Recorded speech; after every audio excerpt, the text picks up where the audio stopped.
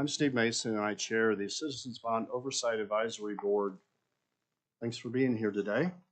Our first agenda item would be for Cassie to figure out if we have a quorum, please. Wayne Davis. Present. Steve Mason. Present. Larry Present. Sandy Thompson. Present. Present. Thank you. The next agenda item would be approval of minutes from January 23rd this year. Any discussion, questions, a motion? Move to approve. Second. Thank you. Is there any discussion from the committee? Are there any public comments? If you have a vote, please, Cassie. Yes. Yes. Yes. Yes. I'm going to go past recurring item number 2 and go to departmental items, which are the most important parts of today's discussions 3 and 4, which Stacy Trumbo is going to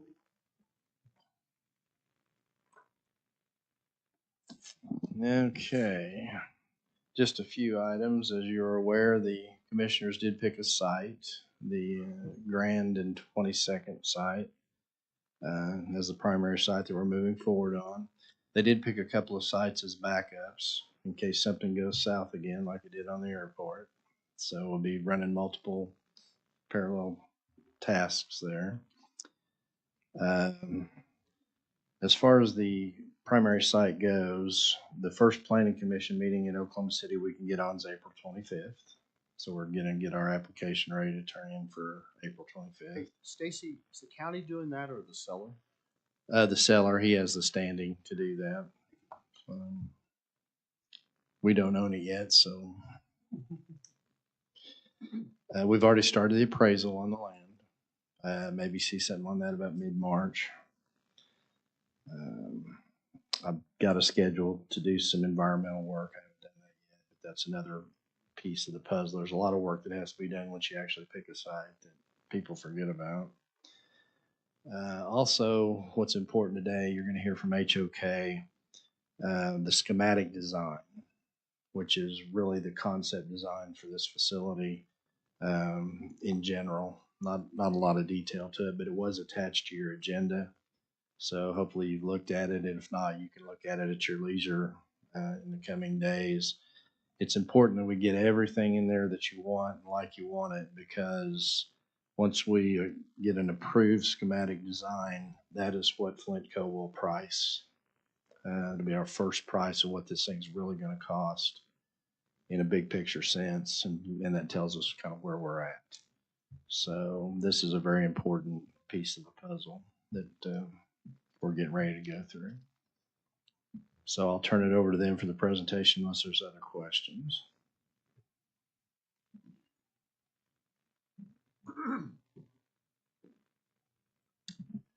Good afternoon. I'm Kurt Pardee with HOK. Glad to be here today. Thank you for giving us the opportunity to present. Jeff Bradley with us as well today. We have a short presentation to go over what's in the preliminary schematic design package. Because I've got this. All right. So we turned in the interim SD package on February 16th. We're at approximately 50% of the completion of the SD at this point. Obviously, you've been waiting for selection of a site. So I understand that happened last week. And so we'll go over some of that information. This interim SD package actually has 225 pages of information. It includes all the space programming information, which is the space list for every departmental space in the building, all the housing units information, and so forth. It also includes detailed plans for the different areas of the building, such as the intake booking area, the behavioral health housing, and the food service, laundry, maintenance, administrative spaces, courtroom spaces, everything we've been talking about to put into this facility. So all that space list information is in there. In addition, we have narratives, started narratives for all of the building systems. So that includes your structural, mechanical, electrical, plumbing, IT, security systems, fire life safety systems. So all that information is starting to be pulled together, and that will continue to be modified as we go through the schematic package so that the contractor has important information to help them understand what they're pricing for you. So we're continuing to work on all of that. In addition, there is utility information for the currently selected site in the package, as well as information like that for the other 2 sites that we were still looking at as well. So there's civil engineering information, utility infrastructures, grading, drainage, zoning, all that kind of information is in this package as well. So that's a lot of information when you're looking at a project that's this large. So I think you've all been sent that package. Feel free to reach out to Stacy or myself if you have any questions. Be happy to kind of help you understand what's in there if something's not clear enough for you. We also have done an addendum to that package. After we sent it out, we saw a few things that we needed to update that we've missed. So we've got that information in there as well. We're not showing all that information today because a lot of it is security sensitive. You know, this is a maximum security facility that we're designing, so we typically do not show that information in the public forum. And so there's a lot of detailed planning information. So all that type of information you won't be seeing detailed in this presentation. All right.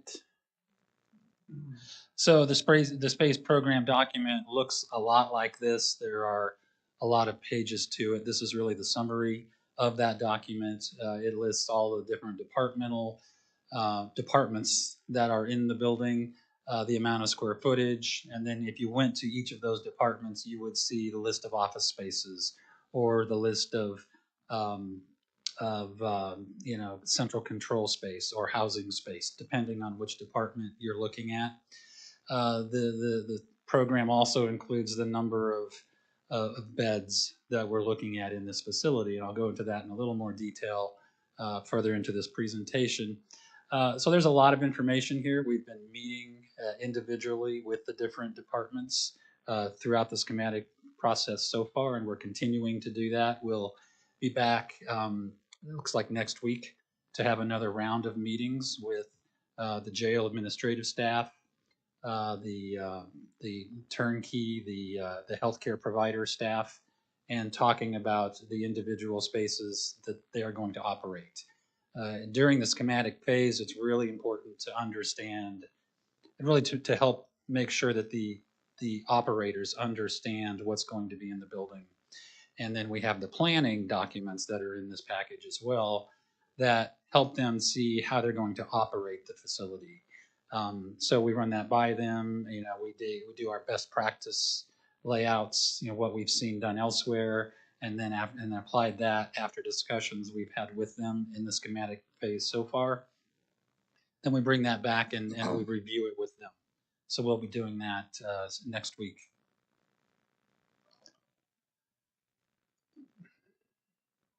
The facility housing, you know, we are, as we've been looking at different sites, focusing on that, we've also been evaluating, you know, the number of beds that this facility needs.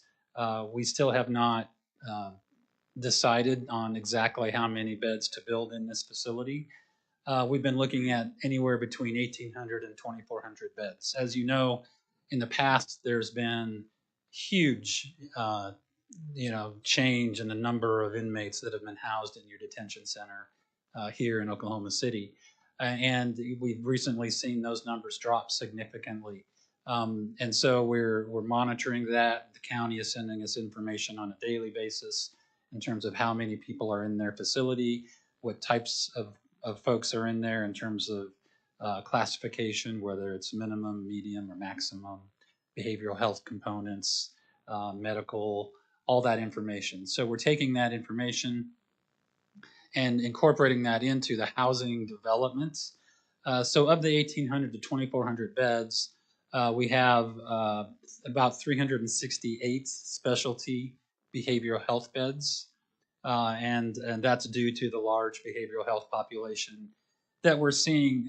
It's not just Oklahoma County; we're seeing that across the country, and folks that are here in this facility that have needs that are different than just a standard, an inmate that comes in for a charge.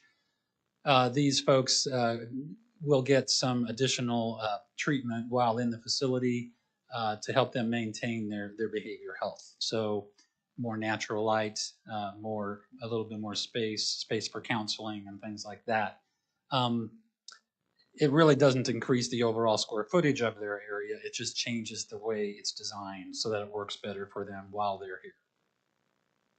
We also, in addition to the 368 special behavioral health beds, have 168 what we're calling step-down behavioral health population. So these are individuals that once they're on medications, they can be taken back to a more general population housing unit where they will still have the ability to meet with counselors and things of that nature, still have abundant natural light, but a little bit less of a specialty bed for a behavioral health inmate. So we have 168 there.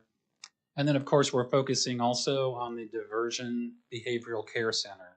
So, those are the folks that as they come into by law enforcement are brought to the facility during the intake process. It's determined through a medical or mental health evaluation that they do not need to go into the jail facility immediately. They have the opportunity to go to the diversion center, and we're looking at 40 beds for that. So those are the components of the behavioral health housing, and those are a part of the 1,800 to 2,400 beds that we're looking at as a whole.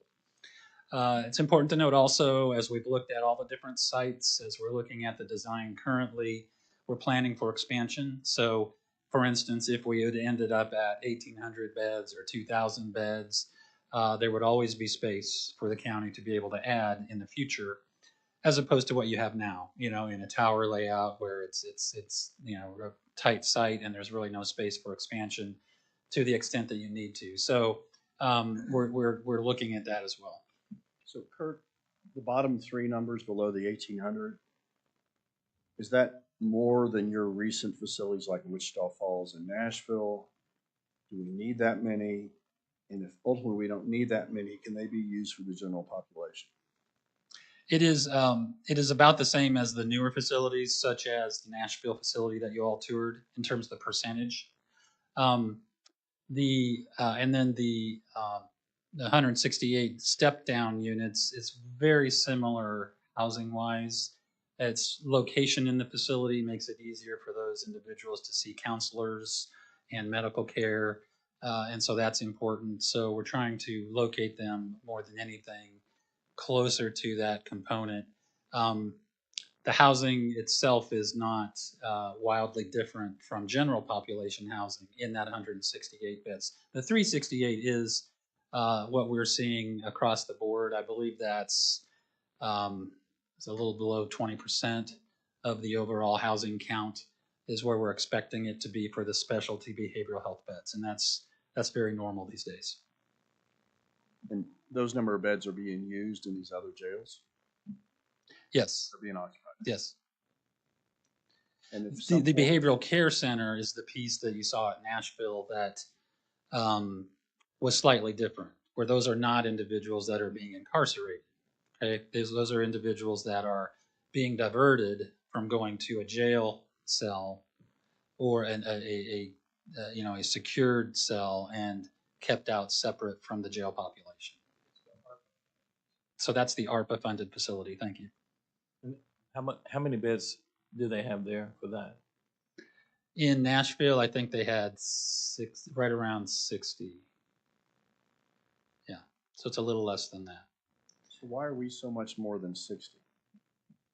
The 40 is comparing to their 60. So the 60 is what there would be their behavioral care center. Ours is 40. And our 368 compared to Nashville? They didn't have as many specialty behavioral health beds. They in that facility they had them in one of their other facilities, so it's a little non-comparable.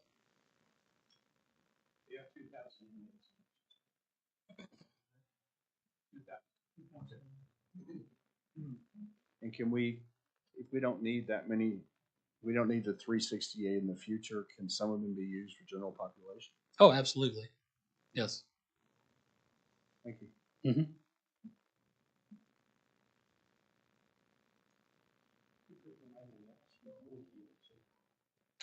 Right. Thank you. So these numbers, we met individually with Turnkey and talked about what they saw as the need for the number of specialized beds. So, for instance, transitional housing, long-term housing, people that are being held before they are taken to a behavioral health facility, but need to be in a different environment than your standard jail housing. So discussed all those different needs with the medical care provider, and they helped us get to those numbers.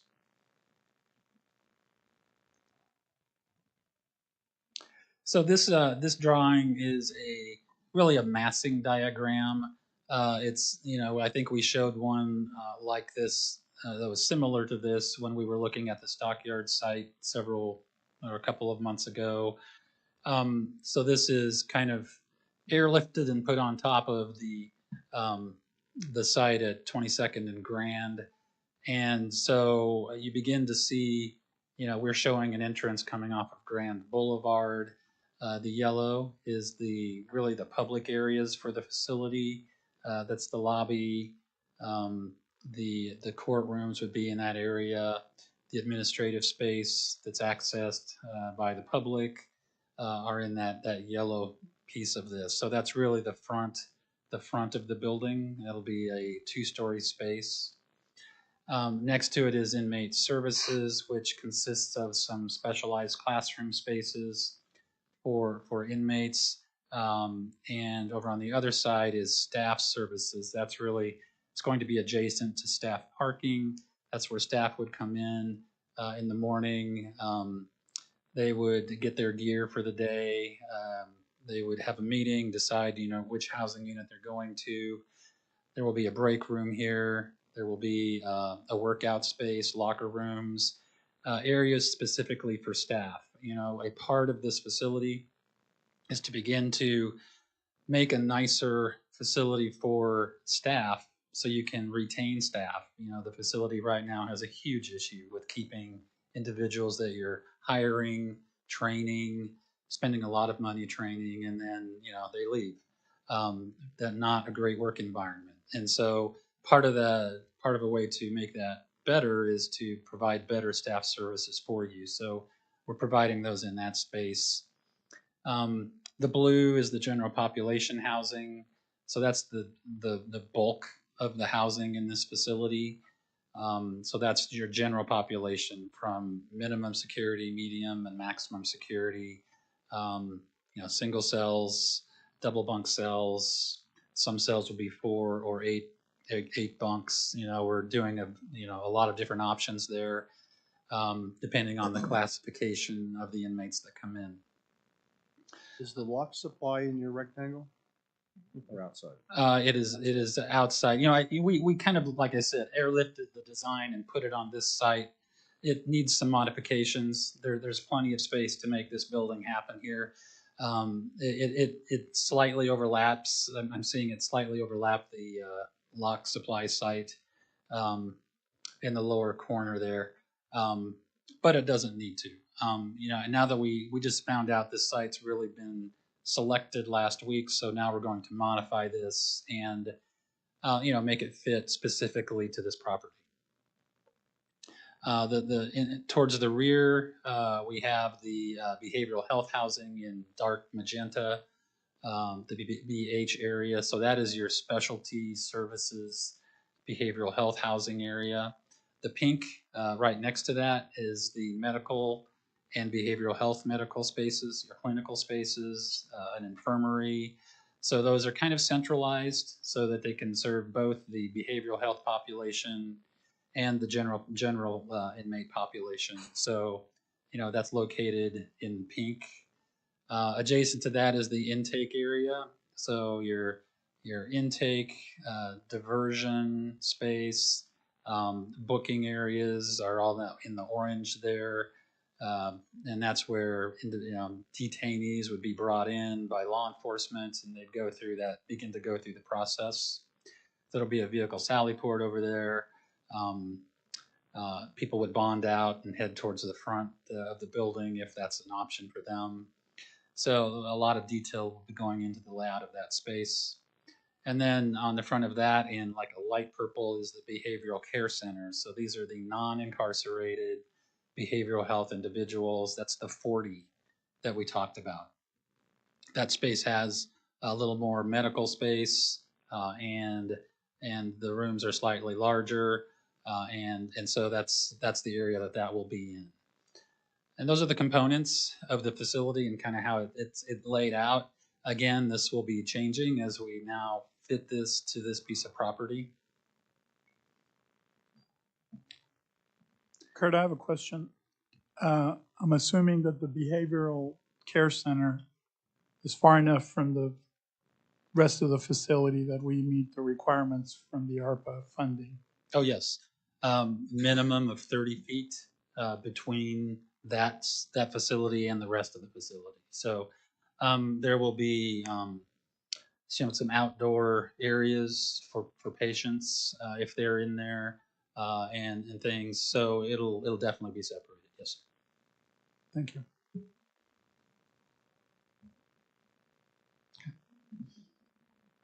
What would be the general opportunity for expansion of that facility if it became necessary?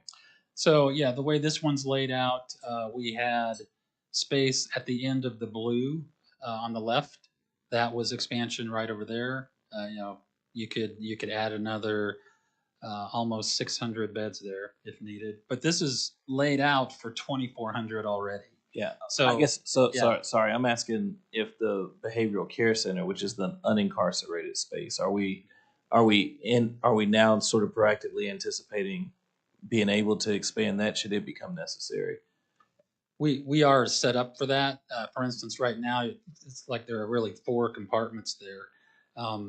The 40 beds will be 3 compartments total. So there is space there to add 1 additional compartment in the future. There also is expansion space in the back by the behavioral health, the darker purple expansion space over there. All of the support facilities are being sized and designed to accommodate 2,400 beds plus additional 600 beds of expansion. So for instance, the food service laundry areas, the intake booking areas, the administrative offices, the locker rooms for the staff, those are all sized to accommodate a larger facility should you need it in the future, because those are more difficult to add on to in the future. It's easier to provide space for additional housing, but the pieces that are kind of integrated into the facility need to be sized a little bit larger now.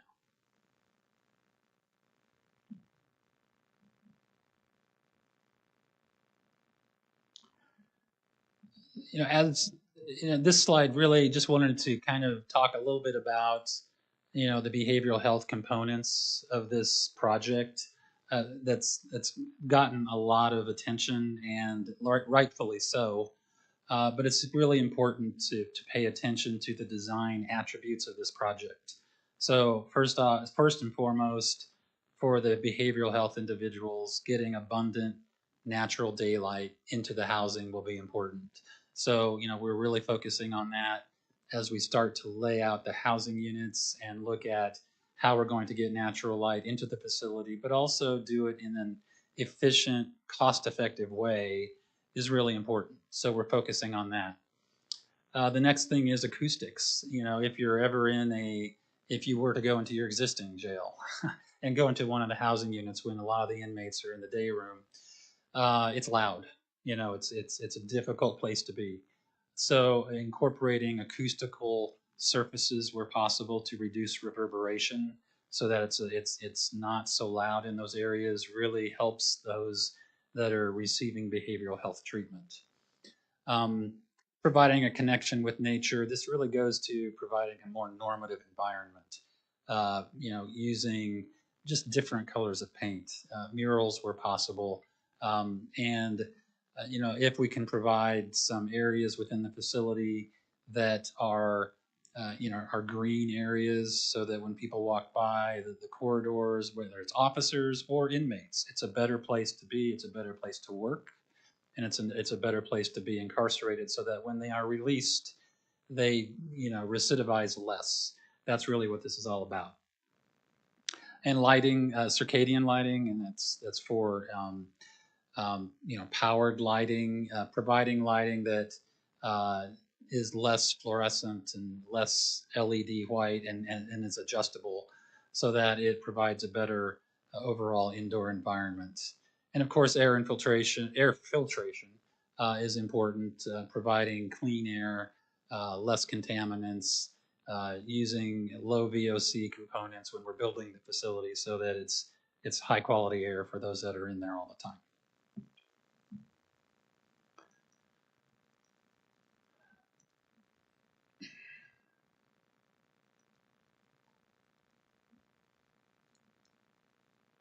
There we go. Thank you. And finally, the project schedule. As I mentioned, we just submitted the 225 pages of the interim SD package last week, and are continuing to work on the layout of this building, formulating it to the site now that that's been selected. And so our plans are to have the schematic design package complete around mid-April. So at that point, we would be submitting it to the client, and also the contractor, the CMAR, Flintco, so that they can provide pricing of the facility, and that helps us to stay on the budget that we decide we're going to have for this project. After that, we move into design development, construction documents, and eventually into construction. The ARPA portion of the project is the behavioral care center component. And we are scheduling that to be designed and priced and ready to move into construction by the end of 2024. As we've been saying, it's really important that we can focus on site so that we can develop a design that works with the rest of the building. And I hope we're there now. Needless to say, we're moving forward with the ARPA project first, just to make sure we meet those deadlines, because I think it's, as you said, it's $50 to $55 million in ARPA funds that we don't want to lose. So we're really focusing on that in the near future. And Jolene, does this schedule work with pricing by the end of the year? Oh, great.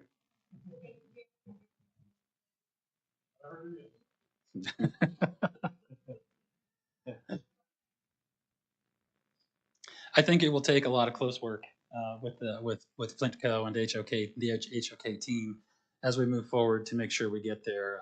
We're having a meeting in town here tomorrow with some of Flintco's folks, and talking about security and some of the different options available for the project to help get everyone on the same page. And we'll continue to have a lot of those kinds of meetings as we work together.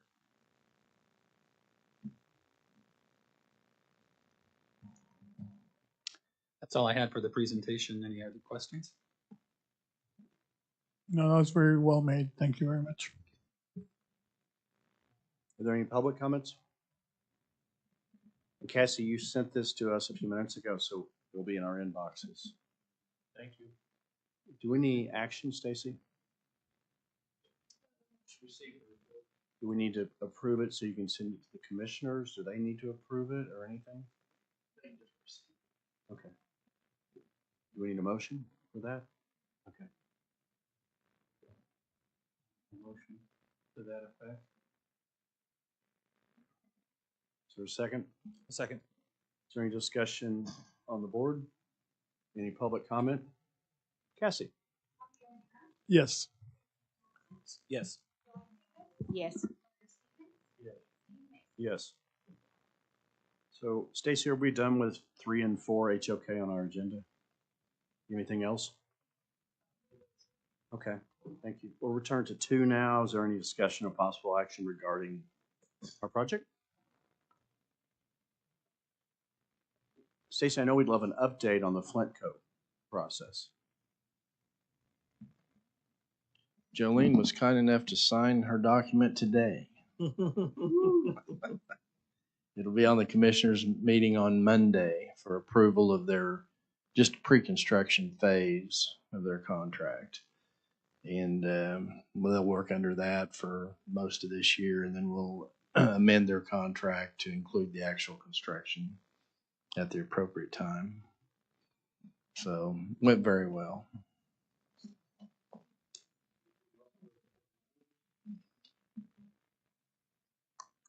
I do want to thank Stacy for his work and his team for working on that contract language with both the architect and the contractor.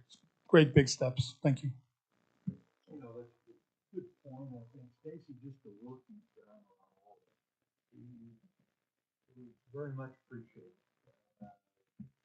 So much of this we don't see, you know, we just see the end result. And it takes a ton of time. Very much appreciate it. It does, but like I was telling Sandino, it keeps me out of trouble. Okay, is there any citizen participation? Are there any board comments? Or is there any new business? Is there a motion to adjourn? Move to adjourn. Second. Yes. Aye. Yes. Yes. Thank you.